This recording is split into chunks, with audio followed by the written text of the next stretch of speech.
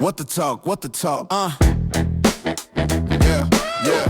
What the talk, what the talk, what the talk, maybe this is for you or it ain't, but just have fun and hear us out. What the talk, what the talk, What the talk, what the talk, Come right here, let's talk with Vania, Stefan, and Enda. Welcome back. Hai. Kali ini kita cuman berdua. Beda ya, scene-nya biasanya bertiga. Iya, kalau bertiga agak gimana ya? Ini tuh gimana sih, terang banget. Nanti kita atur lah ya. Iya, lighting-nya, editing. I leave it to you buat untuk editingnya. Gue sih oke, lo udah putih tambah putih. Tambah pektai gitu ya. Tambah nggak karena kan kayak yang apa tuh? Makeup Cina email gitu tuh yang kabuki. Kok kabuki? Bukan Cina, itu Jepang. Makeup kabuki itu yang putih. Enggak, tapi di Cina ada yang namanya pokoknya yang pakai bajunya kayak rambutnya panjang gitu segala macem. Nggak tahu lah, pakai tradisional itunya lah. Udah anyway. Kabuki juga pakai tradisional ya anyway. Sekarang ini berhubung si Bapak sedang nge-gym, terus hari semakin malam, saya besok akan lari, saya mau bobo. Iya. Jadinya kita berdua aja deh. Kita berdua aja. Topiknya hari ini tentang girls talk lah, ya kan, girls talk. Topiknya adalah kali ini kita akan menguliti dia, mengupas cerita tentang dia. Aduh, takut saya tuh dikulitkan. Anjir, apa sih, gue gampar ya? Nggak tahu. Dikulitkan. Dikulitkan. Enggak, kacang gitu ya. Aduh, jangan. Yaudah. Anyway, yes, all about me today ya. Apa ya, mau dari mana? Jadi pertanyaannya sekarang adalah mungkin menceritakan, kan kemarin last episode kita kan ngomongin soal kayaknya tuh masih tentang temanya, topiknya tuh masih mirip-mirip kayak perbandingan enakan di Indo apa enakan di luar negeri. Ya kita cuma bisa relate sama Australia lah ya, karena kita tinggalnya di sini. Tapi kayak seputar itu gitu, karena kan di Indo juga yang lagi in the topiknya itu adalah mereka-mereka yang kayak merasa rugi jadi WNI gitu ya kan. Terus kayak yang kemarin-kemarin kabur aja dulu, terus kayak lebih dihargain tenaga dan skillsnya kalau di luar negeri, mendingan ke luar negeri, kalau bisa ke luar negeri nggak usah balik kayak gitu. Jadi masih berbau-bau itu, seputar itu. Nah, dia ini ada pengalaman yang oke gitu, bekerja di 2 negara, pokoknya pernah tinggal di sini lama, di Australia lama, di Indo juga pernah tinggal lama, plus kerja juga gitu. Jadi mungkin masih bisa nge-relate dari topik kita yang kemarin-kemarin itu, kayak ya berarti anjir terlalu ya gatel. Kucuk. Bodo amat lah, gue udah gak penting-penting lah, gak usah diedit-edit lah, kita raw aja. Seadanya aja ya. Ya. Emang begini. Nah, jadi boleh nih ya menceritakan pengalaman gimana pernah di Indo, sampai kapan di Indo, terus pindah ke sini, terus bolak-balik ke Indo lagi, dan ya whatever lah itu. Pengalamannya lah ya. Pengalamannya, ya gitu. Pokoknya pertama kali datang ke Perth itu tahun berapa? 2003. Kalah 2002. Ya 2023 lah, langsung itulah. Pertengahan deh. Sebenarnya siapa yang kesini, gue apa dia? Ya mirip-mirip, ya you know the background lah. Tapi kayaknya aku kelas 6, bukan kelas 6, kelas 3 itu lah. Kelas 3 berapa sih? 6 ya? Tahu lu berapa? Pinter banget ngitung gitu ya. Ya udahlah, pokoknya kelas 3 SD kesini terus. Kelas 4 SD gitu loh kesini. Kita ke keluarga pindah ke sini kan. Nah, waktu pas pindah ke sini tuh nggak langsung masuk sekolah. Ada pelajaran Inggris tambahan dulu lah gitu. Kayak belajar Inggrisnya biar lebih lancar segala macam. Itu setahun. Nah, habis setahun itu barulah kelas 5 baru ke primary school di sini. Primary school di sini masuk nomor ya kayak layaknya anak-anak SD segala macam. Sampailah terus high school pindah, pokoknya primary school itu sampai year year 7, sorry. Year 7. Oh, dulu sampai year 7 ya, primary school. Kalau sekarang kan high school diterusnya dari year 7 gitu ya. Nah, baru high school itu dari year 8 sampai year 12. Anggapannya ya sampai SMA 3 ya kalau di Indo gitu loh. Terus sampai tembus. Bentar, jadi tuh satu SMP di Jakarta, di Indo, satu SMP di Indo. Dulu sih gue kelas 1 sampai 6 SD, terus 1 sampai 3 SMP, terus 1 sampai 3 SMA. Nah, sekarang mereka juga udah ngomongnya kelas 7 sih. Kelas 7. Ya itu lah, 1 SMP atau kelas 7 dulu di Australia itu hitungannya SD. Ya kan? Benar. Tapi sekarang udah berubah. Sekarang udah balik lagi normal. Ya.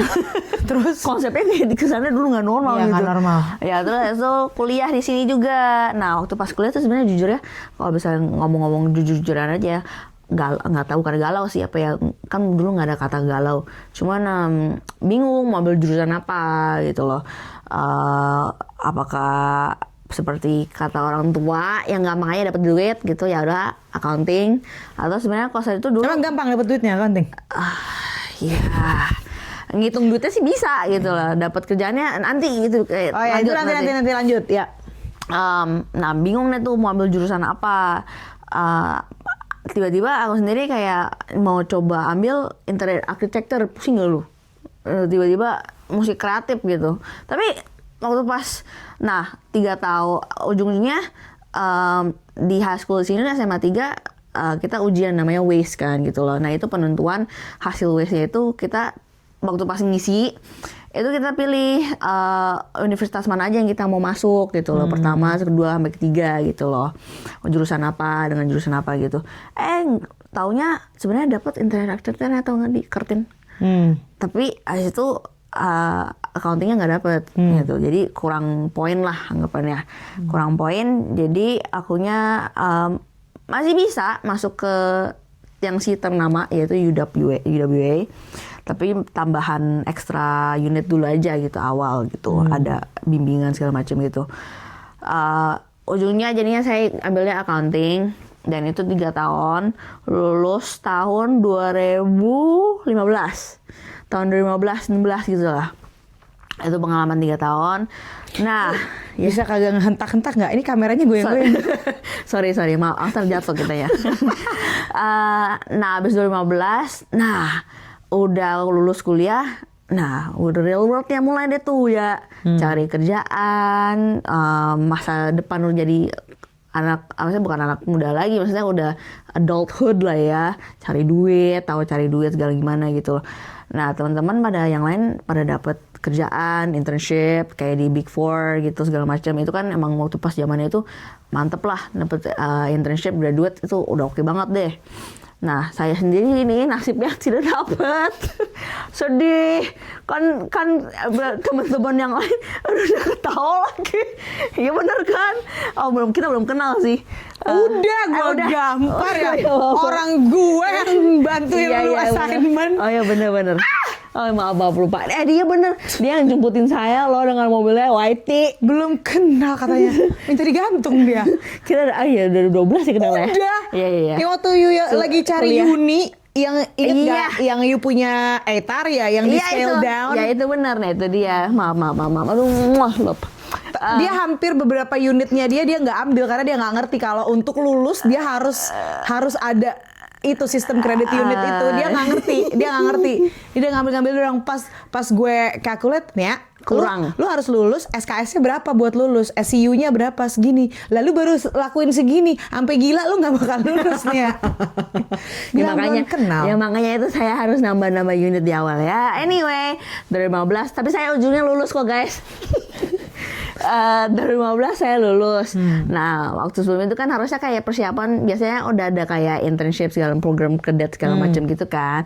Nah, saya tidak dapet gitu. Jadi saya depresi lalu ya, agak sedih gitu. Gimana nih gitu loh.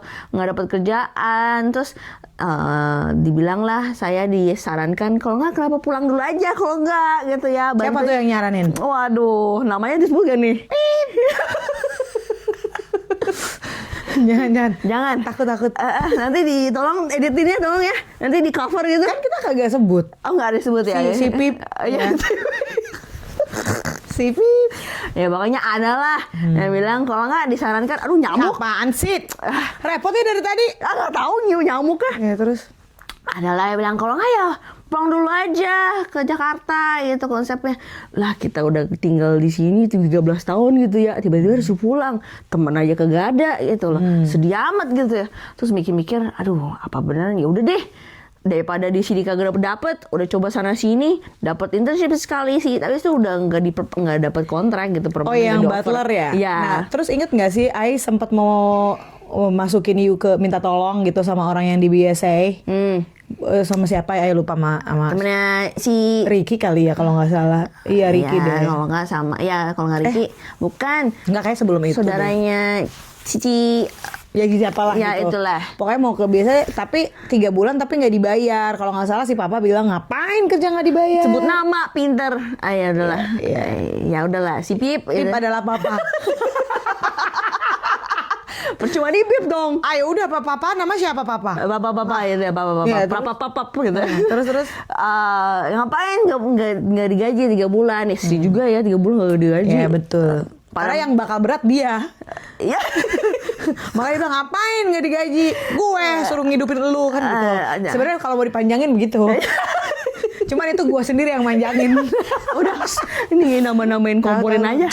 Masih. Udah, anyway, jadi kita disarankan untuk balik ke Jakarta aja, mencoba pengalaman yang lain gitu. Ujungnya jadilah saya pulang di Januari. Itu sedih weh, kayak ya Allah, ini kok masa disuruh pulang gitu ya. Terus stuck di rumah, ya begitulah gitu. Gila-gila dia waktu di Perth gembrot, pulang-pulang langsung begeng. Langsung jadi ceking. Kuyusnya tapi dengan tidak sehat. Turunnya benar turunan 10 kilo guys. 20 ya kalau nggak salah, apa 15 deh. Pokoknya gitulah. Pokoknya kurusnya turun drastis gitu lah.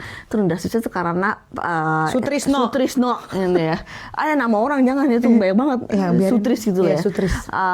Kerjaannya lumayan berat gitu ya. Mentally, physically, dan emotionally draining gitu. Kalau saya dibilangnya mental health, dari awal sih tuh kayak muasalnya tuh saya ya. Nah waktu itu kan kita udah pernah bikin di episode yang keberapa tuh, yang kedua kalau nggak salah. Yang saya nangis Bombay. Nah itu tips diet kalau mau ikutin.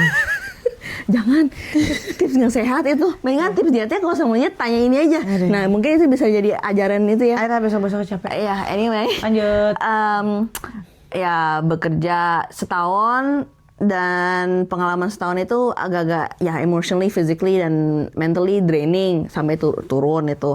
Nah tiba-tiba lah juga ada yang mengusulkan kenapa nggak coba kerja di Big Four gitu ya. Atas bantuan orang ini terima kasih banyak, saya diberikan kesempatannya untuk bisa masuk, dan dari situlah saya memulai journey saya untuk menjadi auditor. Masuklah saya lewat proses tahap interview dan tes dan sebagainya. Serta koneksi-koneksi juga. Ordal. Ya ordal gitu ya, jurus ordal. Saya tidak pungkiri ada ordal, jadi nggak apa-apa. Tapi memang ada ordal karena kadang-kadang juga nggak masuk akal kan seleksi untuk masuk ke Big Four di Indo. Kayaknya nggak cuma Big Four deh, kayak any company yang lumayan oke gitu. Ya tapi memang ada ordal, tapi dia bisa mempertanggungjawabkan akses dari ordal itu. Dia juga etos kerjanya bagus, dianya juga rajin. Tanggung jawab saya guys. Iya gitu. Jadi ya bukan yang milking the system mentang-mentang ada ordal terus masuk terus enaknya terus nggak belajar gitu. Kalau dia kan enggak gitu. Anyway, bawa knowledge dan skillnya. Anyway, nah masuklah. Itu awal setelah beberapa tahap proses interview dan ujian segala macam. Saya masuk di 2 huruf, sebut gak nih? ada sebut aja lah. Si kuning gitu ya. Di 2 tahun 2017 masih inget tanggalnya, tanggal 7 Januari deh kalau nggak salah. Itu saya masuk pas di Indo tuh lagi pas masuk itu busy seasonnya. Mantap sekali ya, tutup bukunya saya langsung masuk dar gitu. Nah itu pengalaman pertama kali kerja di Jakarta, dan saya sebagai sebenarnya nggak pertama kali nggak sih, kan Iu bantuin papa. Habis itu kan sempat yang di coffee subscriptions itu. Yes, sorry lupa. Ingetan gue hidup siapa sih ini? Iya maaf kan saya menceritakan itu agak suka skip. Sebenarnya ya setelah di tahun 2016 sempet kayak pertengahan tahun atau towards the end of the year gitu sempet lah kayak 3 bulan kerja di coffee subscription ini, yang mana masih ada to this day dan tempatnya masih ada dan makin maju, mantap gitu ya. Salam untuk Gordi ID. Yes. Apa namanya? Sebagai kayak accountant, maksudnya itu mereka juga startup juga bantuin startup gitu. Jadi kayak pengalaman startupnya juga start from ground itu very very nice people, very very nice people. Good coffee by the way. Di situ tapi cuman kayak beberapa bulan. Nah, barulah masuk ke Biku A itu. Nah, si A ini tanpa tahu kayak seperti apa pekerjaan auditor itu dan culture-nya gimana, karena bener-bener itu pertama kalinya, maksudnya maksudnya in a big firm bisa dibilang itu pengalaman dan as pertama. an auditor ya. As an auditor itu pengalaman pertamaku lah gitu loh. Benar kerja di company ternama gitu segala macam kan. Cara juga udah lama ya, mohon maaf tidak bisa berasimilasi, maksudnya bergaul sama orang-orang Indo gitu loh. Culture-nya juga mesti belajari lagi bagaimana. Dan untungnya cuman temen yang, maksudnya grup yang aku masuk, tim yang aku masuk itu orang-orangnya baik semua. Dan till this day actually aku masih ngobrol sama mereka semua gitu loh. Shout out to hello guys, teman-teman Halo temannya Nia. Kalian tahu siapa gitu ya? Ais cuma tahu satu namanya, bener nggak? Siapa? Devina, ada nggak yang namanya Devina? Iya benar, satu. Itu salah satunya. Hai gitu. Nah, dibilang jangan dihentak-hentak, kameranya goyang ini. oh sorry. Gampar ya? Sorry. Aduh jangan digampar. Terus apa nih? Jadi dan dari 2017 itu masuk sebagai auditor, aku masuk sebagai level bawah, grad internship gitu loh. Itu ada masa probationnya 3 bulan. Dilihatlah semua satu level setara. Pokoknya itu literally aku masuk tuh sama orang-orang sepantaran yang fresh grad. Tapi dari UI, Untar, pokoknya semua universitas di Jakarta, mau dari Jakarta atau luar Jakarta, semuanya sekumpulan situ. Nah, habis 3 bulan itu diseleksi, kuotanya nggak semuanya diambil. Jadi kayak deg-deg gitu ya, dapat masuk apa enggak. Untungnya saya masuk guys, diterima permanen gitu ya, dan dipanjangkan sampai kerja tahun 2021. Itu lewatin masa COVID juga, jadi kayak bertahapnya benar-benar merasa dari bawah ke atas. Tahun pertama masih anak-anak bocil kayak kita grad kayak nggak tahu, masih ya belajar caranya gimana. Tahun kedua yang wadidaunya semua senior yang sudah lama di tim saya yang masuk ini meninggalkan saya. Jadi mau nggak mau saya harus men-step up. Padahal belum harus jadi senior, belum senior harusnya. Tapi udah dikasih opportunity ini and I take it as like a open door gitu loh, maksudnya kayak terima gitu ya. Why not gitu, ya udahlah kita jalankan ini. Lagian I'm sure bukan ditawarin just because senior itu pada pergi juga, tapi mereka pasti lihat your credibility juga dan hasil kerja juga selama itu, dan mereka you bisa gitu loh, ya nggak sih? Iya, karena at that time kan emang akunya dari awal udah sama mereka. Nah, tahun kedua karena literally timnya kosong, maksudnya almost literally half of the team ganti, kita yang aku sama sisa-sisa yang originalnya tuh ya masih yang paling tahu knowledge-nya masih lebih jauh gitu loh untuk klien particular, this particular client gitu loh. Jadi siapa lagi kalau saya bukan aku gitu loh. Jadi pas di tahun 2018-an pertengahan itu mulai hilang deh tuh semuanya gitu loh. Jadi akunya kayak mau nggak mau harus belajar seperti kayak the hard stuff, making like consolidation work paper, yang mana saya posisinya masih associate 2 gitu ya. Padahal masih tahapnya tuh grad, terus jadi kalau saya udah jadi permanen associate 1, terus naik lagi associate 2, barulah senior 1. Seniornya pun ada levelnya, ada 4 level. Ada 1, 2, 3, ada 4 gitu loh. Barulah nanti naiknya manager. Baru naik, habis itu manager ada 3 level, manager 1, 2, sama 3, barulah senior manager. Jadi banyak banget tahapnya deh tuh. Nah, tahun 2018 itu akunya jadi di push karena for the situation have to be that way, akunya jadi become senior gitu loh. Padahal belum naik senior.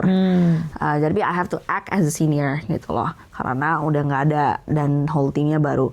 Dan di situ aku bener-bener kayak belajar all sets of new skills gitu, leadership skills, terus mengerjakan hal baru yaitu like the consolidation work paper, terus dealing with clients, yang mana biasanya sebelumnya kan ada atasannya kayak aku kan, sedangkan ini aku yang have to be on the front gitu loh, leading the younger ones gitu loh. Jadi it's a very daunting experience, but I think from that akunya I don't regret any of it gitu loh, and which leads me to now, yang mana sampai sekarang 9+ years I'm still in the auditing field till this day gitu loh. Jadi Terus waktu habis kerja di AI, terus gimana ceritanya ke sini?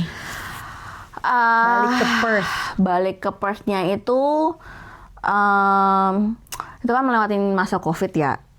Tahun 2021 jujur bekerja di Jakarta, apalagi di South Jakarta ya, kayaknya semua orang udah tahu deh kayak konsep untuk bekerja di Jakarta itu banting tulang, apalagi di Big Four, mau dimanapun gitu ya, semuanya yang top 4-nya tuh semuanya sama gitu ya, yang diceritakan serem-seremnya itu benar kok terjadi. Enggak, ini maksudnya auditor atau maksudnya kerjaan auditing atau semua kerjaan? Auditor aja ya, specifically. Kalau semua kerjaan kayaknya ya nggak tahu juga. Nggak tahu, not really. Tapi maksudnya kayak in terms of like the toughness, jam kerjanya dan work life balance-nya itu yang what they say tentang being auditor di Southeast Asia itu adalah very true. Nggak ada work life balance. Southeast Asian ya, berarti nggak particularly di Jakarta atau di Indo? Nggak gitu loh, kayak mau you name it, mau di Singapura, mau di Malaysia, pokoknya all those itu benar-benar kerjanya banting tulang. Dan kalau yang it's really not for the weak, kalau saya bisa dibilang ya. Karena yaitu work hours-nya, mau bilang work life balance, forget about it. There's no work life balance. Kalau saya emang lagi busy season, ya udah sibuk gitu ya. Dalam setahun, you know, kita dapat jatahnya cuma 12 hari cuti. Jadi kalau saya lagi bisa udah low season, dimaksimalkan. Saya habis tuh cuti langsung. Kalau saya lagi busy season, ya beneran gak pulang. Waktunya lemburnya mantep-mantepan gitu loh. Pulang datang pagi, ngeliat matahari terbit, pulangnya ya sampai terbenam juga masih ada di kantor gitu. Karena ya deadline-nya mepet dan emang gede gitu loh. Terus jadi kayak itu tidur di mana nih? Tidur di kantor saya. Maksudnya di meja? Iya, di meja begitu posisinya. Pakai bantal. Kita beli bantal dari Miniso. Aduh, bisa sebut gak nih? Udah. Ya udah bodoh, udah terlanjur, malas gue ngeditnya. Terus ya sempet itu tahun pertama kali akunya jadi senior dan aku yang harus ngehandle semua. Akunya kayak ya udah ini emang nggak pulang, udah emang tradisinya memang begitu. Ekspektasinya udah seperti itu, nggak pulang gitu loh. Jadi kayak karena dikejar deadline mau nggak mau gitu loh. Saking nggak pulangnya ibu dan ayahanda bertanya, kok nggak pulang? Emang pulang jam berapa gitu. Even waktu pas aku masih awal grad, yang waktu pas aku masuk 2017, itu kan udah lagi sibuk. Terus aku pulangnya telat. Terus aku bilang, aku telepon. Masa zaman itu saya belum dibolehin nyetir sendiri, padahal saya udah bisa nyetir. Jadi antar jemput gitu loh. Rumah saya jauh di ujung Berung. Kantornya nih di SCBD gitu ya. Pikir aja lah. Ditanya, aku pas aku telepon, aku belum pulang, aku lembur. Sampai jam berapa? Lah, nggak usah ditanya, mau jam berapa, kagak bisa tahu jam berapa. Jadi kayak, kalau saya mau ditanya jam berapa, kagak tahu. Ya, nggak tahu mau gimana. Selesainya gitu ya? Iya, mau sampai jam 2 pagi, 3 pagi, 4 pagi, itu selesainya. Tapi itu dibayar? bayar, dapat meal allowance gitu, maksudnya OT gitu. Hah, meal allowance? Dapat juga meal juga. Enggak, maksudnya makan gajinya, maksudnya gaji gitu. Gaji dapat, OT OT, lembur, sama dapat juga travel allowance, bayar taksi gitu segala macam, sama buat reimburse, sama makan OT meal gitu loh. Tapi masa itu ya udahlah nggak usah ditanya. Ya jadi nggak tahu, literally nggak tahu jam berapa mesti ekspektasinya. Nah itu terus kayak gitu-gitu ada fatigue management nggak sih? Maksudnya I know itu culture-nya di Southeast Asia. Tapi si A ini kan sebenarnya international company gitu loh. Yes. Mereka ada kayak fatigue management gitu nggak sih? Karena kan orang itu cuman boleh kerja, kalau di Australia nih ya, cuman boleh kerja tuh maximum 10 hours or 12 hours max. Nggak ada sih, itu kita ngatur sendiri. Kalau emang udah lelah ya lelah, tidur. Agak annoyingnya ya itu gitu ya, mau nggak mau gitu ya. Jadi literally gara-gara itulah, bukan gara-gara itu sih, maksudnya jadi sekarang saya not owl. Jam tidurnya kacau balau, beneran literally, karena itu bisa harus kerja sampai matanya melek.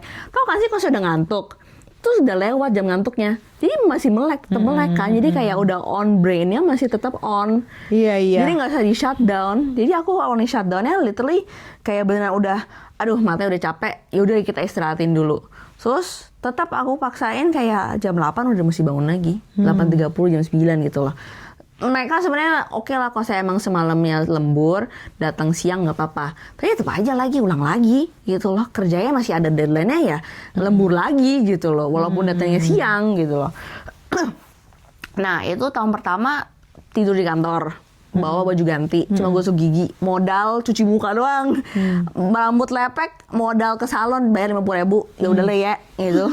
Tapi itu enaknya ya, kalau di sini. Iya, Anda tahu kan, salon itu enak dicuciin gitu ya. Enak dicuciin, cuman goban lagi deh. Apaan tuh goban? $5 di sini sekarang ya. Wah, enggak less than, kalau saya pakai kurs sekarang less than. Oh iya, less than lagi. Iya. Enaknya. Nah, tahun kedua dan tahun ketiga beda lagi karena udah paham kliennya kayak gimana. Soalnya konsepnya ini loh, mereka tuh nggak mau ganti-ganti tim, kalau bisa timnya sama, in charge-nya sama, karena males training, time wasting kan. Jadi kayak which I get gitu loh. Jadi di sini juga sama kayak gitu kan, kalau bisa kalau saya udah kerjain itu ya udah itu project itu aja. Pelan-pelan kamera. Sorry. Nah terus jadi kita tahun kedua dan ketiga kita a little bit better karena tidak tidur di kantor, tapi kita mohon kepada internal dan klien juga bisa nggak sediakan rumah atau apartemen, ya apa gitu kita bisa sewa gitu ya. Jadi masalahnya grup kita ini banyak staffnya berbagai macam, tempat tinggalnya juga berbagai macam. Ada yang di Depok, ada yang emang ngekos, ada yang tinggal di mana gitu loh. Kan kesian juga ya gitu loh. Jadi konsepnya kalau misalnya kita bisa sewa satu kamar atau apa gimana gitu yang lebih deket, jadi kan travel time-nya juga nggak ada time wasted kan gitu loh. Jadi sebisa mungkin nggak ada waktu yang efisien, dan anak-anak juga yang di bawah kita, junior-junior kita nggak harus pulangnya jauh-jauh. Seperti saya sendiri tidak harus jauh-jauh pulang gitu ya. Jadi ada kayak masanya itu 3 bulan, beneran saya nggak pulang ke rumah, tapi pulangnya ke apartemen yang disewakan. Oh, okay. I didn't know this. No, you didn't. Yeah, I don't know. Yeah. I thought you were always come home gitu. Oh, tapi itu ada kayak ada artinya itu kayak tahun kedua dan atau ketiga dia lupa deh. Pokoknya itu kita mikir kayak, aduh capek banget nih untuk nyetir pulang balik gitu loh. Dan itu, nah second gear, third gear, akunya udah boleh dibolehin nyetir sendiri kan gitu loh. Kupikir kasihan supir Wak juga ya, ngantuk-ngantuk jam 3 pagi disuruh jemput gitu. Ya. Nggak cuma supir saja, ternyata ayahanda atau ibu saya. Menunggu. Iya. Mereka juga tidak tidur, mereka menunggu dengan mata melek. Iya, misalnya kayak terus ayahanda dan ibunda saya kayak kalau saya itu kalau saya dibilang katanya kalau saya udah mau pulang telepon, mau maaf saya nungguin gitu ya, mendingan saya pulang sendiri nyetir gitu ya daripada nungguin, kesian mereka juga kan gitu loh, nunggu sampai kita ini mau dibilang jam berapa makanya nggak bisa ditentuin gitu loh. Nah, anyway, terus akhirnya kesini mid June. Nah itu saya sebenarnya posisinya masih kerja sama A. Officially saya resign itu September 2021 gitu. Dan itu it definitely took a toll. Soalnya capek. Maksudnya kayak beneran physically saya faktor U udah beneran tidak seperti yang dulu. Dan kerjaannya apa ya, makin apa ya, kurang challenging. Soalnya orang nggak dikasih opportunity untuk cobain yang lain-lain gitu loh. Maksudnya karena proyeknya itu tuh terus tiap tahun ya sama-sama aja terus itu. Jadi kayak ya ini lagi. Motion. Iya gitu. Jadi agak kurang menantang gitu loh. Maksudnya kan kita it's a global company, kalau bisa ya cobain yang lain-lain gitu. Cuman again itu ada everywhere ada politik ya segala macam kan internally. Jadi kayak nggak bisa seenaknya kita pindah-pindah. Gue mau ke sono dong, ke tim sana cobain. Gue ke sono dong, itu nggak bisa gitu loh. Jadi it's a very apa ya? Emang karena projectnya each project itu gede-gede juga dan lama. Jadi ya emang nggak bisa seenaknya aja milih-milih gitu. Nah kan intinya you kesini, you sempat kerja di pokoknya in total di Perth udah sejak pulang dari Indo dan kerja di A. Kan you kesini terus sudah sempat kerja di another 2 firms gitu ya. Tapi nggak langsung kerja karena I really took a break. Oh iya 3 months break. Jadi unemployed. Iya. Nah terus akhirnya kerja karena saya mikir ke sini dengan modal bawa gajian dari sana ke sini kurang. Kurang cukup gitu ya. Jadi mikir, aduh, saya mesti cari kerjaan. Saya mau kalau nggak hidup bagaimana gitu ya. Nah, saya mulailah cari kerja dan untungnya puji Tuhannya langsung dapat kerja interview dengan auditor lagi. But ini this time karena aku udah pengalaman di Big Four, jadi aku carinya yang di bawahnya aja, mid tier aja, cobain. Karena juga aku juga sendiri ngerti bahwa aku belum begitu pengalaman kerja di sini. Sedangkan di sini kan agak beda ya, lebih mining focus ya, gitu, junior explorer segala macam. Sedangkan di Jakarta tidak ada apa itu nama mining, ada tapi nggak seluas di sini gitu loh. Jadi my knowledge belum se-broad itu. Jadi tapi untungnya dapat pekerjaan ini, puji Tuhan langsung dapat dan lancar interviewnya. Dan berkat actually makanya aku bilang aku nggak ada regret. Jedanya itu 5 tahun. Aku pulang ke Indo 5 tahun. Itu lumayan lama ya gitu loh. Tapi dengan aku experience itu yang aku bawa, which leads me to getting that job gitu loh. Karena mereka lihat my resume gitu loh. Kayak udah pengalaman di global name-nya ini gitu loh. Iya, nah sekarang berhubung kita jadi kejar-kejar oleh waktu, langsung saja. Jadi menurut you kerja di sini sama kerja di Indo bedanya apa? Bedanya apa ya? Jadi kalau saya di Indo menurut aku selain work-life balance-nya, jujur itu timing of hours-nya Indo agak-agak sangat crazy. Di sini masih lumayan humanitarian lah ya, maksudnya saya masih manusiawi gitu ya. Kalau emang udah sampai jam 12 ya udah sampai segitunya aja, masih ada tomorrow gitu loh. Jadi aku bilang, dan di sini masih ada opportunity untuk lebih broad lagi gitu loh. From what I heard juga, ini bukan dari pengalamanku aja, tapi temanku literally ada yang kerja di Big Four segala macam. Mereka lebih dapat experience more in other clients, other projects, lebih banyak di sini daripada di Indo gitu loh. Sedangkan di Indo aku selama 5 tahun aku dapat cuma project itu terus. Dari awal aku masuk sampai aku resign, my project cuma itu doang. Oke, itu project wise. How about apa ya? Kayak position gitu kan dia bilang tadi dari posisi ini naik ke sini. Nah kalau di situ tuh naiknya gimana kalau di Indo? Kalau naik di Indo sistemnya promotion aja gitu, appointed gitu. Iya, present promotion.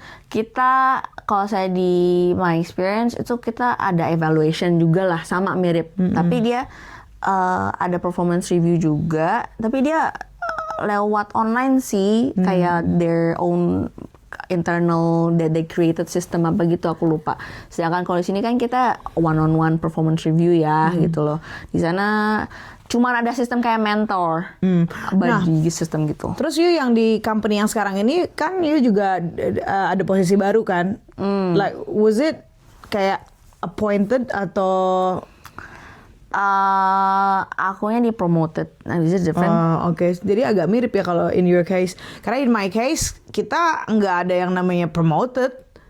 Jadi kayak Based on performance. Iya, bukan gitu, kayak misalkan kalau misalkan mau career-nya mau progress, ya harus apply gitu, walaupun itu tuh misalkan posisi sekarang A, posisi yang di atasnya A itu A1 misalnya. Dan misalkan pun manajer lu udah tahu bahwa lu tuh layak banget untuk dapat posisi A1 gitu. Terus posisi A1 kebuka nih, lu nggak bisa main langsung dipromote sih, you have to apply gitu. Oh, jadi kayak kompetisi juga ya? Ya kayak you have to apply, karena itu yang fairnya kayak gitu. Enggak, kalau di sini karena di my current firm kan ada banyak partnersnya. Jadi each partner have their own team, ada set of like senior manager dan grad dan segala macam intermediate gitu loh. Jadi ya based on promotion aja sih gitu, and your performance gitu loh. Okay.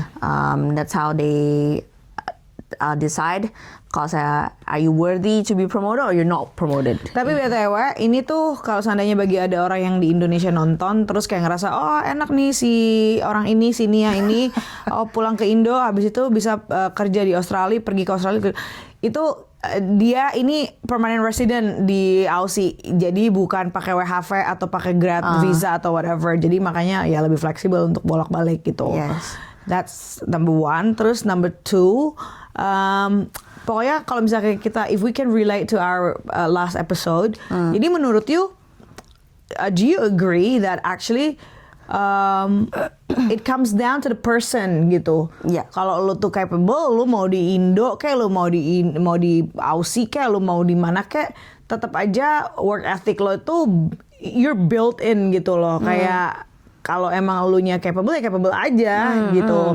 Jadi bukan berarti ya I know kerjaannya tuh tough banget gitu di EY. Ya whatever di Indo gitu ya. Tapi kan itu bukan bukan company specific ya. Itu more like, dan you said Southeast Asia, not necessarily, bukan yang specifically itu di Indo gitu kan. Emang kayaknya Asian culture itu ya you work till you die gitu ya. Yeah, literally. Ya. Terus tapi maksudnya tapi do you believe gitu kayak ya lu di mana aja bisa gitu loh. I agree. Yes, I do agree that. Maksudnya kayak aku sendiri, pengalaman diri sendiri, karena because of my experience, 5-year experience itu di sana kan, yang mana aku awalnya my troubles abis uni, maksudnya yang aku ceritakan gitu, kayak abis uni nggak dapat kerja gitu, harus balik gitu, melewati pengalaman itu semua, yang mana bisa jadi ya bawa those set of skills yang aku develop, walaupun environmentnya tuh totally completely different, culture beda dan orang-orangnya juga beda gitu. Tapi skill yang aku bawa itu adalah yang aku bawa ke sini gitu loh. Dan that knowledge itself juga membawa aku ke sini, yang mana bisa aku ujungnya ya mendapatkan, until this day I'm very grateful, dapat pekerjaan gitu loh. Iya, dan juga dia grad gitu, waktu dia graduate juga it's not that easy gitu cari kerja di sini. Di Aussie juga nggak easy juga. Kalau misalkan lu bilang, oh di Indo tuh cari kerja susah, apa di sini juga susah gitu. Makanya it all depends ya. Ya emang. Ya gue sendiri juga nggak bisa munah, gue disuruh pulang ke Indo, ya gue nggak mau.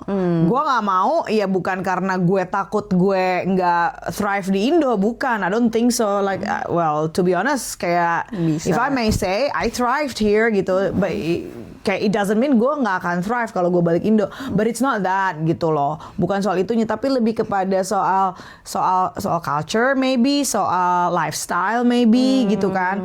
Tapi gue nggak bisa kayak menyalahkan cuma the government itself. Maybe ada beberapa components itu ya kayak like you can't really blame one government terus kayak defend another, karena kayak ini tuh problem yang ada di Indonesia sekarang itu kan bukan problem dari kepemerintahan yang sekarang atau yang the last two periods gitu, tapi udah dari dulu nggak sih gitu kan. Jadi kayak who exactly in the government yang mau di blame juga I don't know, do you know gitu kan.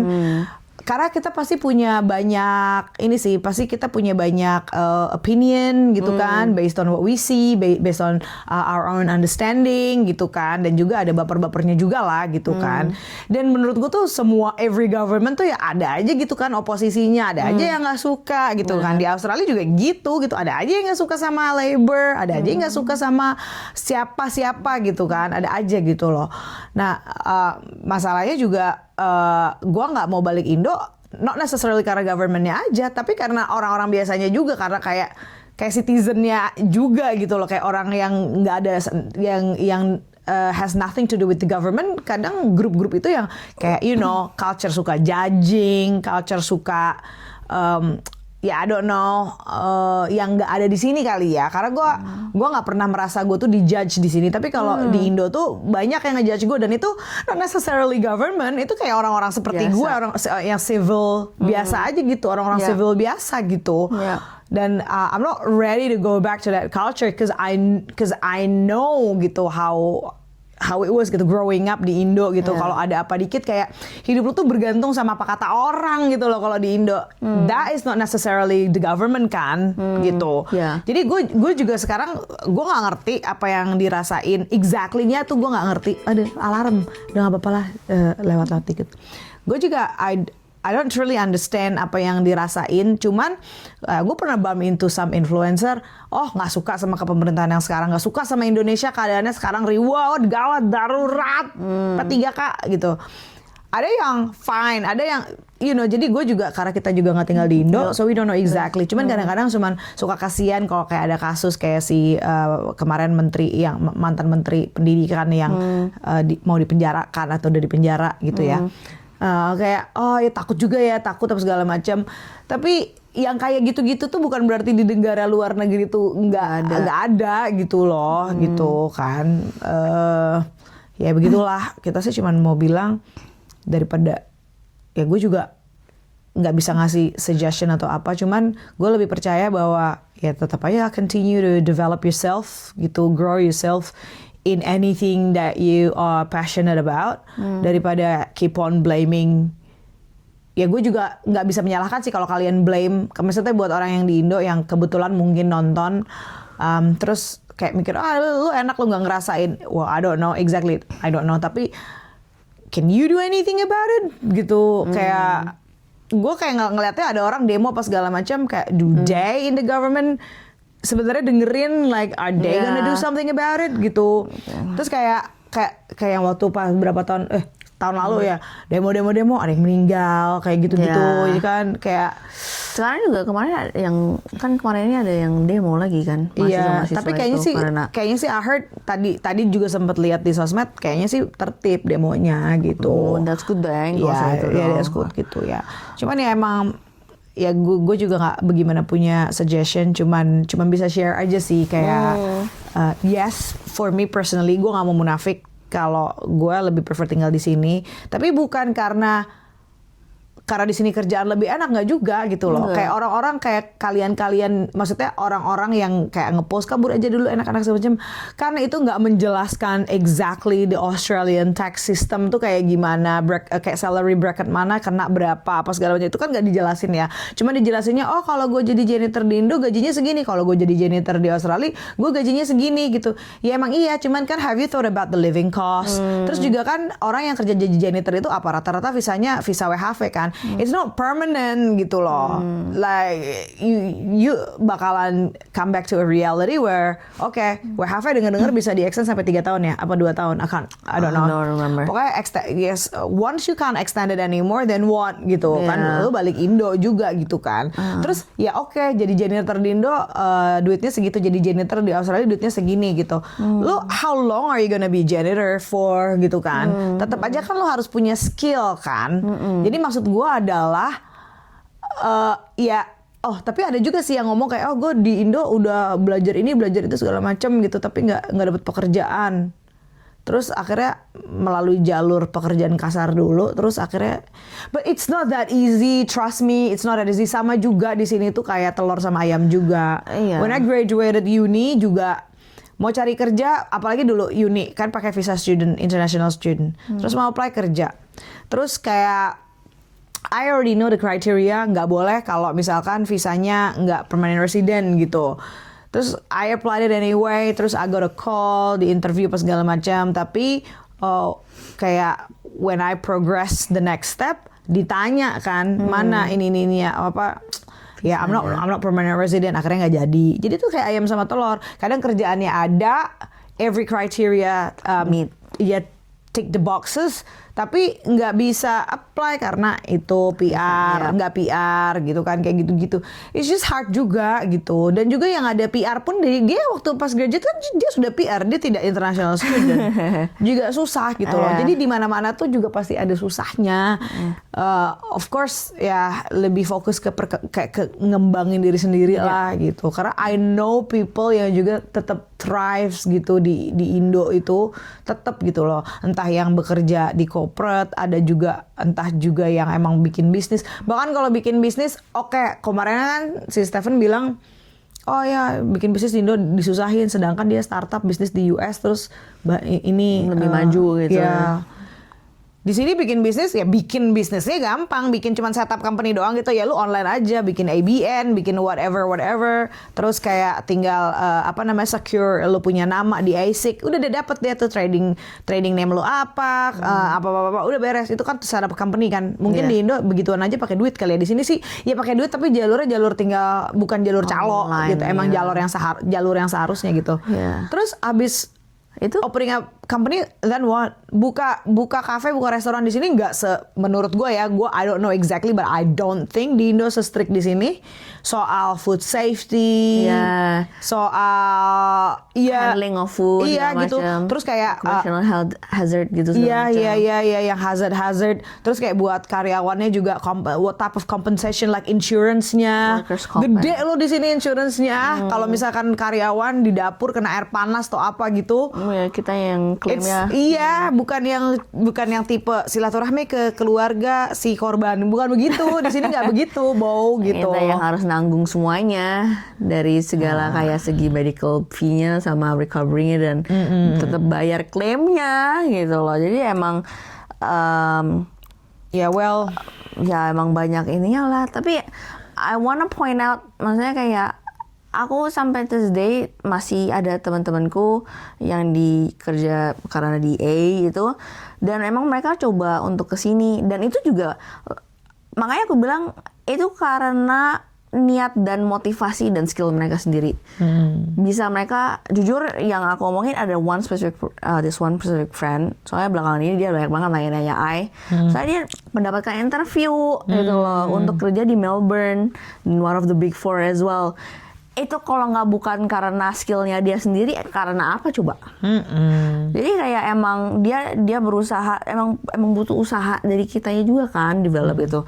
Dia udah dapat CPA, emang dia pinter, terus dianya emang udah levelnya di A juga lumayan tinggi. Jadi itu basically ya kalau saya disebut ya itu karena diri dia sendiri gitu loh, untuk bisa mendapatkan that interview dan sampai final interview itu karena all that person gitu loh, him or her gitu loh. Jadi emang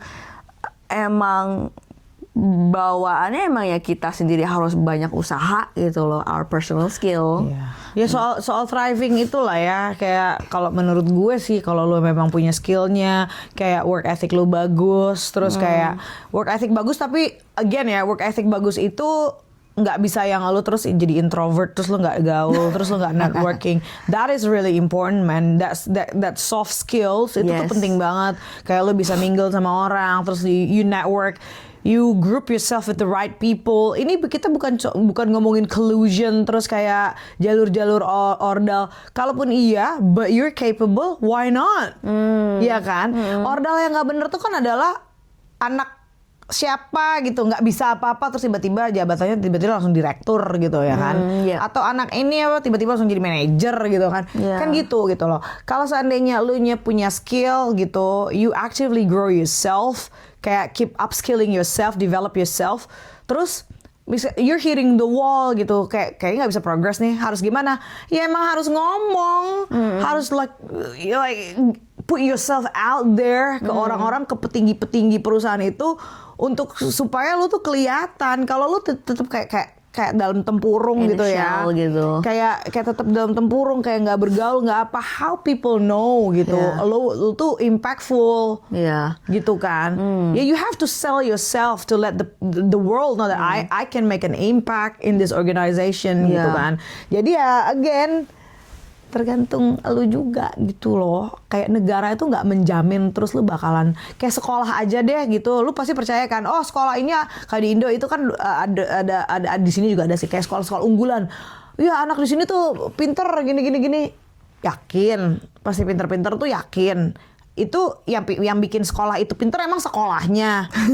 Yang bikin sekolah itu pinter kan orang-orang yang maksudnya yang membuat sekolah itu dilabeli sebagai sekolah unggulan itu kan bukan sekolah itu kan, bukan guru-gurunya kan. Tapi orang-orang Tapi anak-anak ya murid-muridnya dulu lah. Kalau murid-muridnya semua pada kritis ya kan nggak bisa punya guru yang bodoh gitu kan. Pasti sorry bukan bodoh, maksudnya kayak nggak bisa kan punya guru yang B aja gitu kan. Kalau murid-muridnya pada kritis pasti dia harus juga menyediakan SDM yang juga bisa nge-accommodate, bisa nimpalin anak-anak ini. Kalau nggak kan lo gelagapan nggak bisa.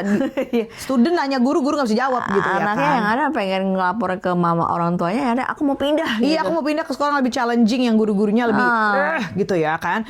Ya menurut gue that's how I look at it gitu. Kayak bukan negaranya ya negara ini dibuat oleh negara-negara maju gitu ya. Ya dibuat oleh siapa ya, orang-orang Orangnya. itu kan. Dan orang-orang itu kenapa bisa membuat negara seperti ini ya itu balik lagi ke mereka kan, kayak mereka tahu disiplin, mereka tahu ya whatever. Gue juga nggak terlalu tahu banyak, tapi it's just my basic knowledge, not basic knowledge, my basic understanding of bahwa of the importance untuk continue develop yourself. Nggak cuma soal academic, nggak cuma soal technical, tapi juga soal pergaulan. Soft skill. Kan lu sendiri People pada skill. tahu ya, ada orang yang nggak mutu pun bisa jadi sesuatu karena mulut gitu loh, karena pergaulan gitu. Ya jangan mau kalah dong sama mereka yang nggak skillnya biasa-biasa aja compared to you. Misalkan lu tuh talented, lu tuh skillful, ya pakai juga gitu. Jadi double the attack. Baiklah. Capek. Capek. Saya udah capek udah ngomongin saya. Udahlah, nggak usah. Next time ngomongin Anda aja tentang dietnya dan lari gitu segala macam, bisa nggak? Bisa sih, ya kita bisa ngomongin itu. Jangan diet saya yang tidak sehat gini, ini yang versi sehatnya gitu. Ya, ikutin yang ini ya guys, bukan ikut saya gitu. Anyway, mari kita tutup. Dengan bye, see you next time. Peace out.